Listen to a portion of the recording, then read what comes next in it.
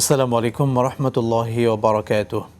আলহামদুলিল্লাহ রব্বিল আলমিন ওসলাতু ওয়াসসালামু আলা সাইয়্যিদিল আম্বিয়া ওয়াল মুরসালিন নবিয়িনা মুহাম্মদ ওয়া আলা আলিহি ওয়া সাহবিহিল মায়ামিন ওয়া বাদ। দর্শক মণ্ডলী, আপনাদের প্রত্যেককে আন্তরিক অভিনন্দন জানাচ্ছি আর টিভির পর্দায় আপনাদের প্রিয় অনুষ্ঠান বিআরবি কেবল নিবেদিত ইসলামিক সমাধান অনুষ্ঠানে। সঙ্গে রয়েছি আমি মোহাম্মদ আল আমিন খান। আর আজকে অতিথি হিসেবে রয়েছেন বাংলাদেশের খ্যাতিমান আলেম দ্বীন, বিশিষ্ট ইসলামী চিন্তাবিদ এবং শিক্ষাবিদ ফদিলতুল শেখ মুফতি মহিউদ্দিন কাসেম হাফিজাহুল্লাহ, সম্মানিত পেশ ইমাম, জাতীয় মসজিদ বাইতুল মুকাররম। আসসালামু আলাইকুম রহমতুল্লাহি ওয়া বারাকাতুহু। ওয়ালাইকুম আসসালাম ওরহমতুল্লাহি ওয়া বারাকাতুহু। মোহতারাম, কেমন আছেন? আলহামদুলিল্লাহ, আপনি ভালো আছেন? আলহামদুলিল্লাহ, আপনাকে অভিনন্দন আর টিভির স্টুডিওতে। শুকরান। দর্শক শ্রোতা, আল্লাহ সুবহানাহু ওয়া তাআলার এই রহমতের মাস আমরা অতিক্রম করছি। দেখতে দেখতে আজকে 20টি রমাদান প্রায় পার করছি। 20তম রমাদান আমাদের কাছে অত্যন্ত গুরুত্বপূর্ণ। দর্শক, আজকে আমরা আলোচনা করতে চাই এতেকাফের গুরুত্ব এবং তাৎপর্য নিয়ে। এতেকাফ সংক্রান্ত যে কোনো মাসালা কিংবা আপনাদের জীবনের যে কোনো বিষয়ের ইসলামের সঠিক সমাধান পেতে স্ক্রিনে দেখানো নাম্বারে ফোন করুন। আমাদের সম্মানিত শেখ আপনাদের প্রশ্নগুলোর জবাব দেবেন ইনশাআল্লাহ তাআলা। শেখ, এতেকাফের গুরুত্ব এবং তাৎপর্য নিয়ে দর্শকদেরকে বলবেন। আলহামদুলিল্লাহ ওয়ালিজ্জি ওয়াসসালাতু লিওয়ালিজ্জিহা আম্মা বা'দ ফাআউযু বিল্লাহি মিনাশ শাইতানির রাজীম। বিসমিল্লাহির রহমানির রহিম। ইন্না আনজালনাহু ফি লাইলাতিল কদর ওয়া মা আদরাকা মা লাইলাতুল কদর লাইলাতুল কদরি খায়রুম মিন আলফি শাহর। وقال رسول الله صلى الله تعالى عليه وسلم تحروا ليلة القدر في العشر الأواخر من رمضان. وقال رسول الله صلى الله تعالى عليه وسلم من اعتكف يوما ابتغاء لوجه الله جعل الله بينه وبين النار ثلاث خناديق أو كما قال رسول الله صلى الله تعالى عليه وسلم. অত্যন্ত তাৎপর্যপূর্ণ ফজিলতপূর্ণ একটি ইবাদত ইতিকাফ। আজকে আমরা মাহে রমাজানের 20তম রোজা অতিক্রম করে 21তম রাতে আমরা চলে আসব। তো এই রাতের পূর্বেই একটি গুরুত্বপূর্ণ আমল রয়েছে ইতিকাফ। জি, রাসূল করিম সাল্লাল্লাহু তাআলা আলাইহি ওয়াসাল্লাম যখন হিজরত করেছেন, হিজরতের পরক্ষণে একবার ছাড়া প্রতিটা বছরই ইতিকাফ করেছেন। জি, আমরা শেখ শুনবো। দর্শক আছেন। আসসালামু আলাইকুম রহমতুল্লাহ, কি আছেন দর্শক? মাসালাটি বলুন। ওয়ালাইকুম সালাম। জি, আমার প্রশ্নটা হচ্ছে যে গরিব মানুষ আর কি, মানে ওরা এত ভালো চলে না, কিন্তু দেখতেছি আমি ওরা কি জাকাতের টাকা পাবে? আমার আত্মীয় স্বজনের ভিতরে ওরা চায় না, যে মানে কখনো মুখ ফুটে চায় না যে জাকাতের টাকা আমাকে দিয়েন। আমি দেখতেছি যে ওরা কষ্ট করতেছে, তো আমি ওদেরকে জাকাতের টাকা বলে দিতে পারবো না, না বলে দিলে হবে। আর কিছু মানুষ আছে যে জাকাতের টাকা দিয়ে অনেকে শাড়ি লুঙ্গি এগুলো যে দেয়, এগুলো কি ঠিক আছে নাকি অঠিক? ধন্যবাদ বোন, সঙ্গেই থাকুন। শেখ দুটি প্রশ্নে বুঝতে অত্যন্ত পেরেছেন। গুরুত্বপূর্ণ দুটো প্রশ্ন করেছেন, অনেক গুরুত্বপূর্ণ প্রশ্ন। 1 নম্বর প্রশ্ন তিনি করেছেন জাকাতের টাকা দেওয়ার ক্ষেত্রে অনেক ভাইরা জাকাতের টাকা চান না।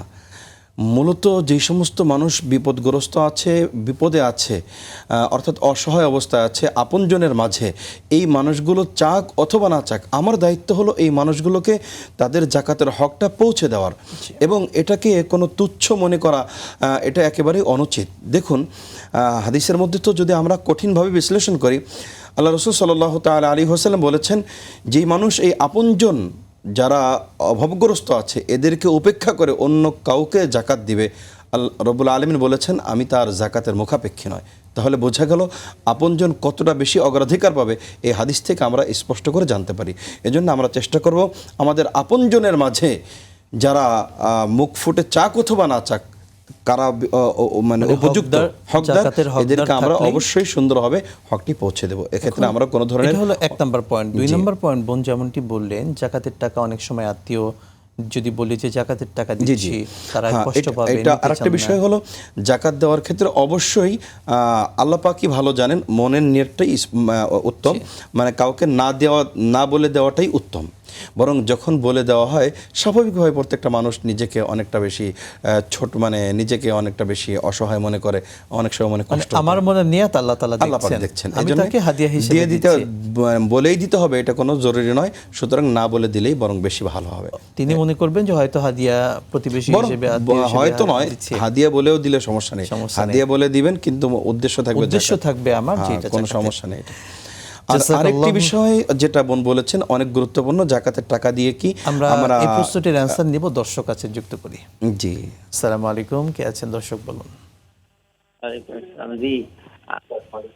জি হুজুর, আমি বলতেছি ঢাকা থেকে, মণিপুরি পাড়ার থেকে আর কি, খামার বাড়ি। জি বলুন। আমার প্রশ্ন হচ্ছে, আমি কোরআন শরীফ পড়ি, বুঝছেন, কোরআন শরীফ পড়ায় আমি তো মানে এক জায়গা থেকে শেষ করছি, এরপরে আবার পরবর্তীতে যখন পড়ছি না তখন মানে যে জায়গা থেকে থামছি ওর থেকে আর একটু ওদিক থেকে আবার পড়া শুরু করছি। পরে আমার মনে পড়ছে যে আমি তো এই জায়গা থেকে পড়ছিলাম, মাঝখানে একটু বাদ গেছে। তা আমি কি ওদের পরে পড়ে ওদের সাথে মিলালেই হবে নাকি আবার নতুন করে পড়তে হবে? আপনি মিলালেই হয়ে যাবে, সমস্যা নেই ক্ষেত্রে। শুধু তারতিবটা ঠিক রাখবেন যে আমি যেহেতু পুরো কোরআন খতম হয়তো আপনি দিচ্ছেন, সেই হিসেবে আপনি একটু খেয়াল রাখবেন যে আমি কত পৃষ্ঠা পর্যন্ত পড়েছি আজকে, আবার 2 দিন পরে যেখানে ছুটে যাওয়াটা আমি পড়ে নেব আর কি। জি, জাযাকাল্লাহ শেখ। তো আমি যে প্রশ্ন নিয়ে আলোচনা করতে চেয়েছিলাম, অনেক গুরুত্বপূর্ণ বিষয়, বোন জানতে চেয়েছেন জাকাতের টাকা দিয়ে শাড়ি লুঙ্গি এগুলো দেওয়া যাবে কিনা।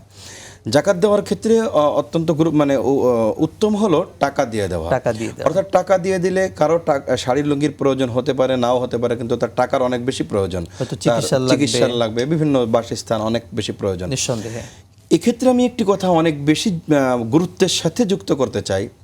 আমাদের সমাজে এক শ্রেণীর মানুষ শিল্পপতি আছে, আল্লাহ পাক তাদের সম্পদ দিয়েছেন। তারা অনেক সময় লোক দেখানোর জন্যে, অধিক মানুষকে একত্রিত করার জন্যে জাকাতের শাড়ি নামে, জাকাতের লুঙ্গি নামে একটা প্রহসন করে থাকে। নিম্নমানের। লান তানালুল বিররা হাত্তা তুনফিকু মিম্মা তুহিব্বুন। রব্বে কারিমের আয়াতে কারিম আমরা স্মরণ করিয়ে দিতে চাই।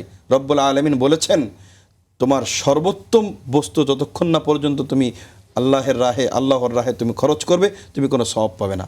তাহলে আমার যখন মার্কেটের প্রয়োজন হয়, দেশের সর্বোচ্চ মার্কেটগুলো আমার জন্যে আছে কিনা আমি খবর নেই, দেশে বিদেশে আমি মার্কেট করতে যাই, তাহলে এই অসহায় গরিব মানুষকে আমি জাকাতের নামে একটা শাড়ি আবিষ্কার করি, জাকাতের নামে একটা লুঙ্গি আবিষ্কার করি।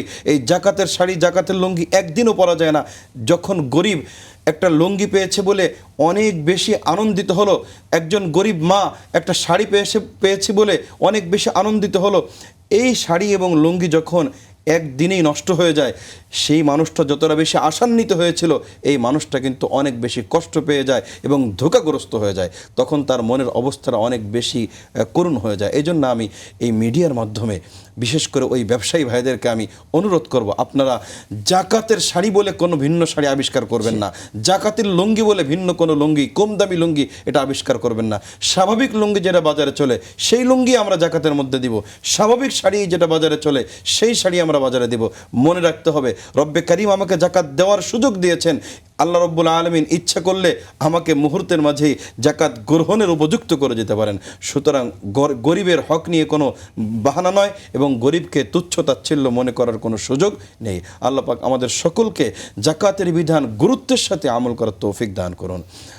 আল্লাহুম্মা আমিন। শেখ, আমরা ইতিকাফ নিয়ে আপনার জি, থেকে জি, শুনছিলাম যে আমরা 20তম রমাদান যেহেতু পার আমরা করছি, 20তম রমজান পার যারা করছি। ইতিকাফে বসবেন তারা কখন এই কিভাবে বসবেন? আজকে মাগরিবের পূর্ব থেকেই বসে যাবেন এবং 29তম অর্থাৎ চাঁদ দেখা গেলেই তারা উঠে যাবেন আর কি। শাওয়ালের চাঁদ দেখা গেলে তারা মসজিদ থেকে বের হবে। রাসূল করিম সাল্লাল্লাহু তাআলা আলাইহি ওয়াসাল্লাম অত্যন্ত গুরুত্বের সাথে ইতিকাফ করেছেন। 1 বছর যখন ছুটে গেছে, পরবর্তী বছর 20 দিন করেছেন। পুরুষ ভাইরা তো করবেনই বটে, এবং আমাদের মা বোনরা যারা আছেন তারা নিজ গৃহে নামাজের একটি জায়গায় সেখানে তারা ইতিকাফ করতে পারেন। এটা অত্যন্ত তাৎপর্যপূর্ণ একটি আমল। দেখুন, ইতিকাফের সাথে মূলত লাইলাতুল কদরের একটা সম্পর্ক রয়েছে। রব্বুল আলামিন বলেছেন, ইন্না আনজালনাহু ফি লাইলাতুল কদর ওয়া মা আদরাকা মা লাইলাতুল কদর লাইলাতুল কদরি খায়রুম মিন আলফি শাহর। আমাদের হায়াতে জিন্দেগি অনেক ছোট, আমাদের সময়টা অনেক স্বল্প। আমাদের যাতে মনে কোনো আক্ষেপ না থাকে যে পূর্ববর্তী সময়ে এক একজন উম্মত দীর্ঘ সময় পেয়েছে, ইবাদত বন্দেগী করেছে, রব্বুল আলামিন আমাদেরকে বোনাস দিয়েছেন, আমাদের উপর ইহসান করেছেন, অনুগ্রহ করেছেন, অল্প সময় অধিক ইবাদতের সুযোগ রব্বে কারিম আমাদেরকে করে দিয়েছেন। এজন্যই তো রব্বে কারিম বলেছেন একটি মাত্র রাত যা হাজার মাস থেকে জি উত্তম। শেখ চমৎকার বলছিলেন, আবারও শুনবো বিরতি। জি, অবশ্যই। দর্শক শ্রোতা, আর টিভির পর্দায় আপনারা উপভোগ করছিলেন আপনাদের প্রিয় অনুষ্ঠান বিআরবি কেবল নিবেদিত ইসলামিক সমাধান। সময় হলো ছোট্ট বিরতির, সঙ্গেই থাকুন, ফিরছি ইনশাআল্লাহ।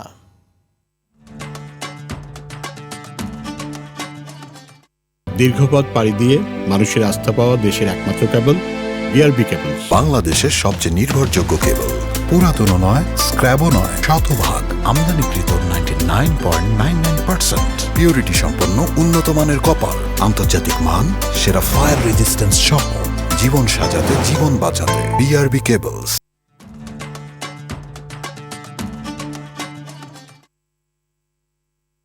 বিরতির পর আরও একবার স্বাগত জানাচ্ছি দর্শক শ্রোতা আপনাদের প্রত্যেককে আর টিভির পর্দায় আপনাদের প্রিয় অনুষ্ঠান বিআরবি কেবল নিবেদিত ইসলামিক সমাধান। দর্শক, এই সুন্দর অনুষ্ঠানে আপনারাও প্রশ্ন রাখতে পারেন যে আপনাদের জীবনের যে কোনো বিষয়ের মাসালা জানতে স্ক্রিনে দেখানো নাম্বারে ফোন করুন। আমাদের সম্মানিত অতিথি জাতীয় মসজিদ বাইতুল মোকাররমের সম্মানিত পেশ ইমাম শেখ মুফতি মহিউদ্দিন কাসেম হাফিজাহুল্লাহ আপনাদের প্রশ্নগুলোর জবাব দেবেন ইনশাআল্লাহ তাআলা। মোহতারাম, আমরা ইতিকাফ নিয়ে আপনার থেকে শুনছিলাম। ইতিকাফ যারা আদায় করবেন সুন্নাহ ইতিকাফ, তাদের ফজিলতের কথা হাদিসে কি এসেছে? যেমনটা ধরুন, আমি রাসূল করিম সাল্লাল্লাহু তাআলা আলাইহি ওয়াসাল্লাম থেকে বর্ণিত একটি হাদিস শরীফ পাঠ করেছি। আল্লাহ রাসূল সাল্লাল্লাহু তাআলা আলাইহি ওয়াসাল্লাম বলেছেন, মান ইতাকাফা ইয়াওমান, যদি কোনো ব্যক্তি একটি দিন ইতিকাফ করে ইবতিগাআন লিওয়াজহিল্লাহ, আল্লাহ পাকের সন্তুষ্টির অর্জনের উদ্দেশ্যে, জাআলাল্লাহু বাইনাহু ওয়া বাইনান নার সালাসা খানাদিক, আল্লাহ পাক তার মাঝে এবং জাহান্নামের মাঝে 3 খন্দক পরিমাণ দূরত্ব সৃষ্টি করে দেবেন। সুবহানাল্লাহ। অর্থাৎ আল্লাহ পাক তার থেকে জাহান্নামকে অনেক দূর করে দেবেন। এজন্য আমাদের সকলেরই উচিত এই গুরুত্বপূর্ণ আমল গুরুত্বের সাথে করা। সবথেকে বড় বিষয় হলো কোরআনে কারিমের মাঝে লাইলাতুল কদরের যে ফজিলত বর্ণনা করা হয়েছে, ইতিকাফের মাধ্যমে লাইলাতুল কদর অর্জন করা একেবারেই সহজ। আর আল্লাহ রাসূল সাল্লাল্লাহু তাআলা আলাইহি ওয়াসাল্লাম তো বলেছেন, ইতিকাফের উদ্দেশ্যেই লাইলাতুল কদর যে আমাদের খুঁজতে বলা হয়েছে, তাহাররু লাইলাতুল কদর অন্বেষণ করো ফিল আশরিল আওয়াখির মিন রমজান, রমজানের শেষ দশকে। আর সেই শেষ দশকে লাইলাতুল কদর খোঁজার উদ্দেশ্যেই কিন্তু আমি ইতিকাফে বসেছি। সুতরাং আমাকে যখন ইতিকাফ আমি করব, রব্বুল আলামিনের কাছে আমাদের প্রত্যাশা ইনশাআল্লাহ আমাদের ইতিকাফও হয়ে যাবে, সেই সাথে কিন্তু আমাদের লাইলাতুল কদর পাবো আশা করছি ইনশাআল্লাহ। অবশ্যই। শেখ, ইতিকাফরত অবস্থায় আমরা দর্শককে যুক্ত করে এরপরে শুনবো। আসসালামু আলাইকুম ওয়া রাহমাতুল্লাহ। কে আছেন দর্শক, বলুন। দর্শক নাম বলে আপনার মাসালাটি বলুন। আমি হুমায়ুন রশিদ নাগর থেকে বলছিলাম। জি। আমরা যতটুকু জানি যে লাইলাতুল কদরে ইবাদত করলে নাকি 84 বছরের ইবাদত কবুল হয়, ঠিক আছে? এই সম্পর্কে হাদিসটা কতটুকু সহিহ বা এটা সত্য কিনা সেই সম্পর্কে একটু জানতে চাচ্ছিলাম। বুঝতে পেরেছি শেখ। অবশ্যই লাইলাতুল কদরে আল্লাহ পাক বান্দার যে কোনো আবেদন, যে কোনো নিবেদন আল্লাহ পাক পূরণ করে থাকেন এবং রব্বুল আলামিন বান্দাকে সমস্ত জীবনের গুনাহ খাতা ক্ষমা করে দিয়ে থাকেন। রব্বুল আলামিন এই রাতের শুরুতে প্রথম আকাশে এসে বান্দাকে বিভিন্ন ভাষায় ডাকতেও থাকেন।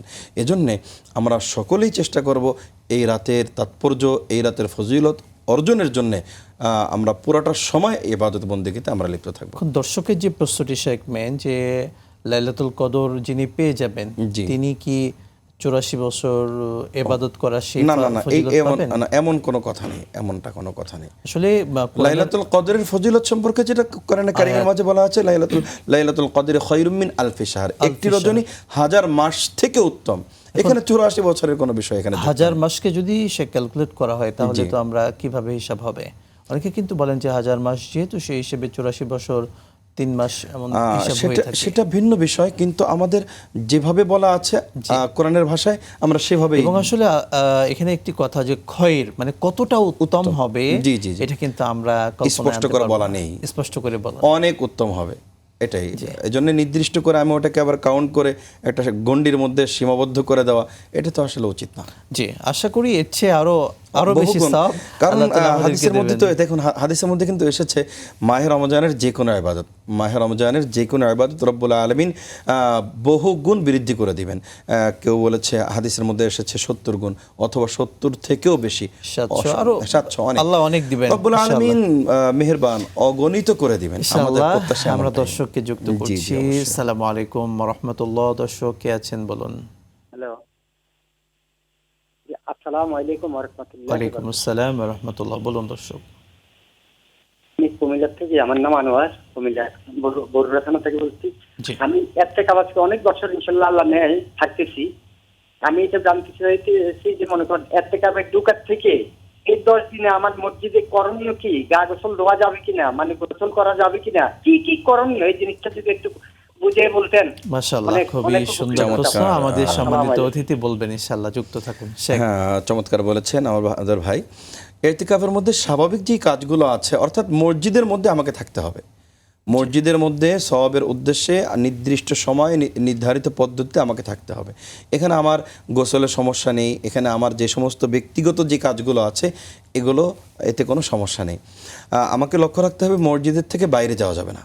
মসজিদের বাইরে একান্ত যদি মসজিদের মধ্যে বাথরুম না থাকে, সেক্ষেত্রে বাথরুমের প্রয়োজনে মসজিদের, কারণ আমাদের অনেক গ্রামে অনেক মসজিদ আছে যে সমস্ত মসজিদে ভিতরে কিন্তু বাথরুমের ব্যবস্থা নেই। সেক্ষেত্রে তাদের জন্য মসজিদের বাইরে বাথরুমের। শেখ, ইতিকাফরত অবস্থায় মূলত 24 ঘন্টার আমাদের রুটিনটা কি হবে, আমলের রুটিনটি?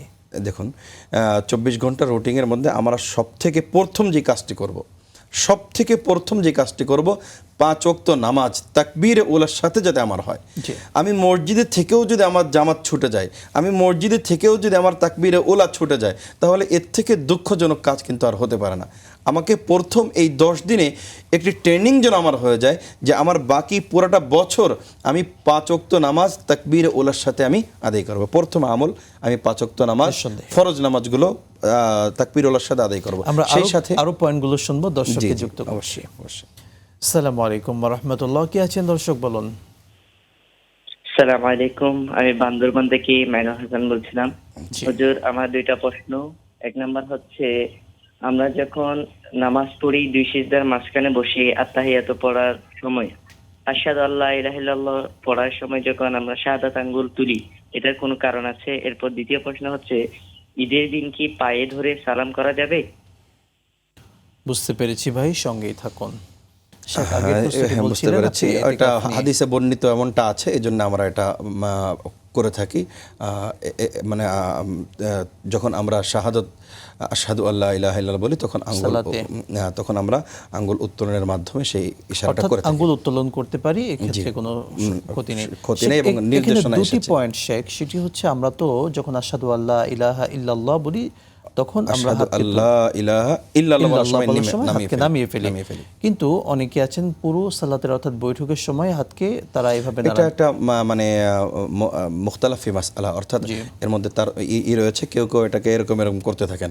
আমরা এটার পক্ষে বলি না, বরং যেটা সঠিক পদ্ধতি আশহাদু আল্লাহ বলার সময় আমরা উচ্চ করি, ইল্লাল্লাহ বলার সময় আমরা আঙ্গুলটা নামিয়ে ফেলি। ইমাম আবু হানিফা রাহিমাহুল্লাহ এই মতটাকে কিন্তু উত্তম বলেছেন এবং অগ্রাধিকার দিয়েছেন, এবং সেটা এভাবে হতে হবে, এভাবে ধরে আঙ্গুলটা উত্তোলন করতে হবে। আরেকটি বিষয় ভাই বড় চমৎকার বলে জানতে চেয়েছেন, ঈদের দিনে আমরা পায়ে ধরে যে সালাম করি, এটা আসলে উচিত নয়। অর্থাৎ আল্লাহ পাক যেই মাথা, যেই সিজদার যে স্থান আমাকে দিয়েছে, একমাত্র রব্বুল আলামিন ছাড়া কারো সামনে এই মাথা অবনত হবে না। যত ধরনের কুসংস্কার আছে, সমস্ত কুসংস্কার বেদাত আমাদের সমাজে পরিচালিত আছে, সমস্ত কুসংস্কার এবং বেদাত থেকে আমাদেরকে বিরত থাকতে হবে। তখনই আমার জীবনটা কিন্তু সুন্দর হবে। অর্থাৎ এক কথায় এই জীবনটা হবে রসুলের সুন্নাত অনুযায়ী। রসুলের সুন্নাত অনুযায়ী কোনো কাজই আমাদের ব্যক্তি জীবনে পরিচালিত হবে না, তখন ইনশাআল্লাহ আমরা সফল হব। তাহলে আমরা মূল কথা দর্শককে বলতে পারি, ঈদের দিনে পায়ে ধরে সালাম করা, শুধু ঈদের দিনে নয়, কোনো সময়ের পায়ে ধরে সালামের কোনো, যেখানে স্পষ্ট আল্লাহ রসুল বলেছেন আসসালামু আলাইকুম ওয়া রাহমাতুল্লাহি ওয়া বারাকাতুহু, সালাম শিক্ষা দেওয়া হয়েছে। জাযাকাল্লাহ। আমরা দর্শককে যুক্ত করছি। জি অবশ্যই। আসসালামু আলাইকুম ওয়া রাহমাতুল্লাহ। কে আছেন দর্শক বলুন। জি, আসসালামু আলাইকুম। ওয়ালাইকুম আসসালাম। আমার প্রশ্নটা হলো যে আমি শুনেছি নাকি এক ওয়াক্ত নামাজ মিস গেলেই এক ওয়াক্ত নামাজ মিস গেলে 1,88,000 বছর জাহান্নাম। এই কথাটা কি সত্য কিনা? বুঝতে পেরেছি। শেখ, আপনি বুঝতে জি, পেরেছেন? বুঝতে পেরেছি। হাদিসের যেটা হিসেব কিতাব সে অনুযায়ী 1,88,000 থেকে আরও বেশি। আল্লাহ পাক যে কতটা একটা ওয়াক্ত নামাজ ছুটে গেলে কতটা যে জাহান্নামে দিবেন, এটা আল্লাহ পাকই ভালো জানেন। কারণ হাদিসের মধ্যে বিভিন্ন মানে কঠোর ভাষা কিন্তু এসেছে। এজন্য আমরা সর্বসময় চেষ্টা করব আমাদের থেকে নামাজ যাতে ছুটে না যায়। কারণ হাদিসের মধ্যে এসেছে মান তারাকা সালাত ফাকাদ কাফার, যে ব্যক্তি নামাজ ছেড়ে দিল সে কেমন যেন কুফরি করলো। যদিও হাদিসের ব্যাখ্যায় মোতাআম্মিদান একটা মানে ব্যাখ্যা আমরা করে থাকি, কিন্তু বাহ্যিক তো অর্থ এটাই। এই জন্য নামাজ যদি একজন মুসলমান তো নামাজ ছাড়তে পারে না। আমি মুসলমান, আজান হয়েছে, সব কিছু ফেলে আমাকে নামাজের দিকে যেতে হবে। তো বোন যেটা বলেছেন ওই একটা হিসাব অনুযায়ী সে ওটা বলা হয়, কিন্তু হতে পারে তার থেকে বেশিও আল্লাহ পাক তাকে শাস্তি দিবেন।